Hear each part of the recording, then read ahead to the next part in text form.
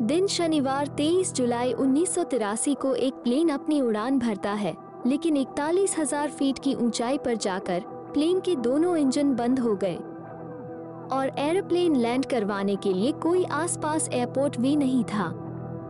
Aeroplane में पूरी तरह से अंधेरा हो गया था, जहाज का बच पाना मुश्किल था। लेकिन फिर ऐसा हुआ जो किसी चमत्कार से कम नहीं था। 22 जुलाई 1983 को एयर कनाडा फ्लाइट 143 अपने रेगुलर मेंटेनेंस के लिए टोरंटो से उड़ान भरता है एडमंटन के लिए। फुल चेकअप के कुछ घंटों बाद ये प्लेन एडमंटन से मॉन्ट्रियल आ जाता है। यहाँ प्लेन कैप्टन की ड्यूटी बदल गई। नाउ प्लेन का चार्ज मॉन्ट्रियल में कैप्टन रॉबर्ट बॉब पियर्सन और फर्स्ट ऑफिसर मॉरिस भव्य ने ले लिया था। कैप्टन रॉबर्ट बॉब के पास 15,000 घंटे हवाई जहाज उड़ाने का एक्सपीरियंस था एंड फर्स्ट ऑफिसर मॉरिस के पास 7,000 घंटे का। अब मॉन्ट्रियल में खड़े फ्लाइट 143 में फुलिंग टीम को फ्यूल भरने के लिए कहा गया, लेकिन फुलिंग टीम ने गलती से 22,300 लीटर भरने की जगह 22,300 पाउंड फिल कर दिया। उस समय तेल की मेजरमेंट दो तरह से की जाती थी। First one is imperial units and second is metric units. Imperial unit में पाउंड या गैलन के साथ मेजरमेंट की जाती थी एंड metric units में लीटर और किलोग्राम से की जाती थी।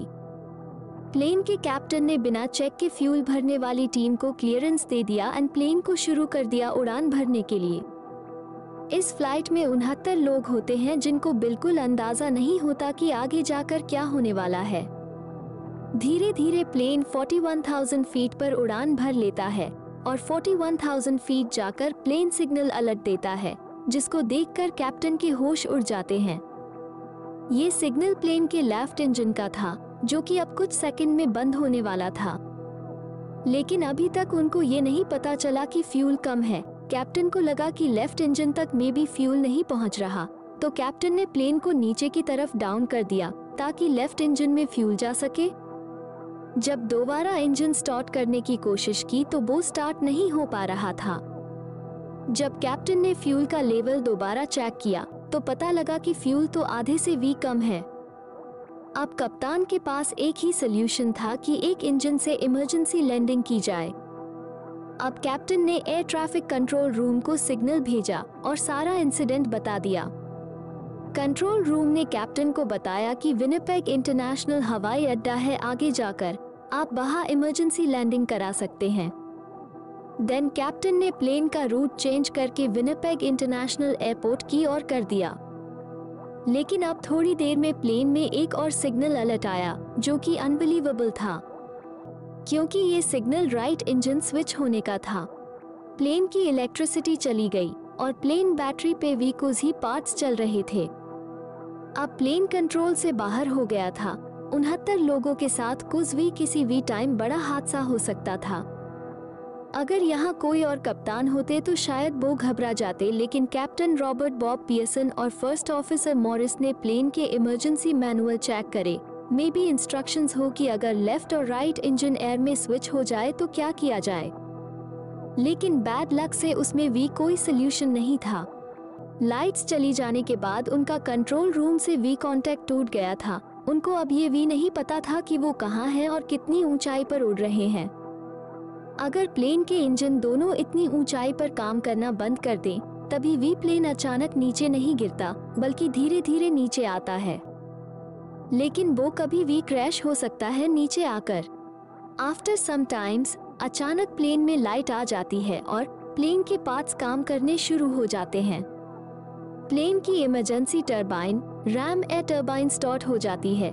ये बिल्कुल छोटी सी टरबाइन होती है जो प्लेन के नीचे होती है। इंजन स्विच होने के बाद ये ऑटोमेटिक स्टार्ट हो जाती है, जिससे बिजली पैदा होनी शुरू हो जाती है और प्लेन में लाइट आ जाती है। लेकिन अब प्लेन हाई स्पीड से नीचे आ रहा था और प्लेन की हाइड्रोलिक पावर एक्टिव हो चुकी थी, जिससे कैप्टन उसे लेफ्ट या राइट कर सकते थे। कैप्टन का संपर्क कंट्रोल रूम से हो गया था, लेकिन विमान 400 स्पीड प्रति घंटे पर नीचे आ रहा था, जिससे किसी का बचना मुश्किल था। विनिपेग का एयरपोर्ट भी अभी 60 किलोमीटर दूर था। कुछ समय पहले कैप्टन ने गिमली जगह पर काम किया था, लेकिन इस बात से एवसरे नहीं था कि अब वहाँ एक रेस ट्रैक बन चुका है। हालांकि वहाँ कोई रेस नहीं हो रही थी, लेकिन वहाँ लोग बहुत थे। कैप्टन गिमली के पास आ गया था और टरबाइन बहुत थोड़ी बिजली बना रही थी। कैप्टन ने प्लेन की रेस को धीमा करने के लिए उसे ड्रिफ्ट करना स्टार्ट किया। कुछ सेकंड में ही ड्रिफ्टिंग की वजह से प्लेन के पीछे वाले टायर खुल के लॉक हो गए थे, बट आगे वाला टायर खुल तो गया था लेकिन लॉक नहीं हुआ था। जैसे कैसे कैप्टन प्लेन को ट्रैक के पास ले आया, लेकिन स्पीड अभी ज्यादा थी। रेयर वाले टायर सही लैंड हो गए थे, बट आगे वाला टायर लॉक नहीं हो पा रहा था। जैसे ही पहिए रनवे पर उतरे, पियर्सन ने जोर से ब्रेक लगा दिया, जिससे प्लेन फिसल गया और तुरंत प्लेन के 2 टायर फट गए। इससे जमीन पर मौजूद लोगों को अचानक लैंडिंग की कोई चेतावनी नहीं मिली और भागने के लिए बहुत कम समय मिला। लैंड होने के साथ फ्रंट टायर प्लेन के अंदर चला गया और प्लेन आगे फ्लोटिंग करता जा रहा था। प्लेन का अगला हिस्सा जमीन पर गिर गया था, इसलिए इसकी पूंछ ऊंची हो गई थी।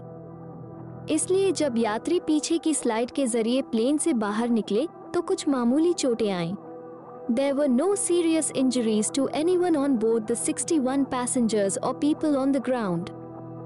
The front of the portfolio plane fell to the ground, so that its tail was raised high, so when the passenger exited the plane at the rear, he came upon some modest scale, which became deep enough to prolong the impression.